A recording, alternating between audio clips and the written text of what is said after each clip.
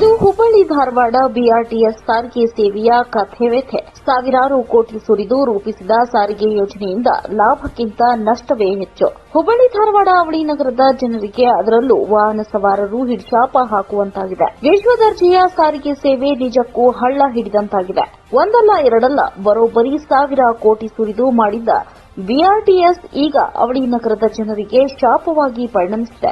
BRTS ಅಂದ್ರೆ bus rapid transit service. ಅಂದ್ರೆ ಹುಬ್ಬಳ್ಳಿ ಧಾರವಾಡ ಜನತೆಗೆ ತ್ವರಿತ ಸಾರಿಗೆ ಸೇವೆ ನೀಡುವುದು, ಪ್ರತ್ಯೇಕ ಕಾರಿಡಾರ್ ಮೂಲಕ ಎಸಿ ಬಸ್ಗಳನ್ನ ಓಡಿಸುವುದು, ಆ ಮೂಲಕ ಗುಣಮಟ್ಟದ ಸಾರಿಗೆ ಸೇವೆ ಜೊತೆಗೆ ಸಮಯದ ಉಳಿತಾಯ ಮಾಡುವುದು. ಆದರೆ ಇಲ್ಲಿ ಅನುಕೂಲಕ್ಕಿಂತ ಅನಾನುಕೂಲವೇ ಹೆಚ್ಚಾಗಿದೆ. ಬಣ್ಣ ಬಣ್ಣದ ಕಥೆಗಳನ್ನ ಕಟ್ಟಿ ದೇಶದ ನಾನಾ ಭಾಗದಲ್ಲಿ ವಿಫಲವಾದ ಯೋಜನೆಯನ್ನ ಹುಬ್ಬಳ್ಳಿ ಧಾರವಾಡಕ್ಕೆ ತಂದು ಪರಿಚಯಿಸಲಾಯಿತು. ಗುಜರಾತ್, ಮಹಾರಾಷ್ಟ್ರ, ದೆಹಲಿಗಳ ವಿಫಲ ಯೋಜನೆಯ ಫಲವನ್ನ ಹುಬ್ಬಳ್ಳಿಯ ಜನರು ಅನುಭವಿಸುವಂತಾಗಿದೆ. ಇನ್ನು ಅವೈಜ್ಞಾನಿಕ ಯೋಜನೆಯಿಂದ ಜನರು ನಿತ್ಯ ನರಕ ಅನುಭವಿಸುತ್ತಿದ್ದಾರೆ.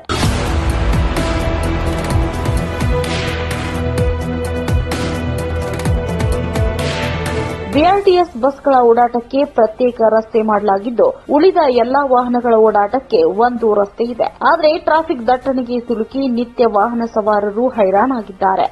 ಪಕ್ಕದಲ್ಲಿ ರಸ್ತೆ ಖಾಲಿ ಇದ್ದರೂ ಟ್ರಾಫಿಕ್ನಲ್ಲಿ ನಿಂತು ಓಡಾಡುವ ದುಸ್ಥಿತಿ ನಿರ್ಮಾಣವಾಗಿದೆ. ಒಂದು ಬಸ್ ಓಡಾಡಲು ಅಗಲವಾದ ರಸ್ತೆ, ಉಳಿದೆಲ್ಲ ವಾಹನಗಳ ಓಡಾಟಕ್ಕೆ ಕಿರಿದಾದ ರಸ್ತೆ. ಏನಿದು ಅವ್ಯವಸ್ಥೆ ಅಂತ ಜನರು ಪ್ರಶ್ನಿಸುವಂತಾಗಿದೆ.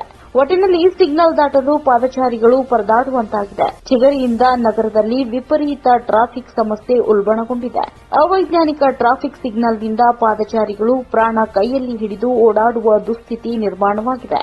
5 ವರ್ಷದಲ್ಲಿ 114 ಜನ ಬಲಿಯಾಗಿದ್ದಾರೆ. ವರ್ಷಕ್ಕೆ ಸರಾಸರಿ 25 ಜನ ಸಾವನ್ನಪ್ಪಿದ್ದು, ಖಾಸಗಿ ವಾಹನ ಸವಾರರು ಮಾತ್ರವಲ್ಲದೆ ವ್ಯಾಪಾರಸ್ಥರು ನಿತ್ಯ ಕಿರಿಕಿರಿ ಅನುಭವಿಸುತ್ತಿದ್ದಾರೆ. Mallesh Surangi, public next, Hubballi.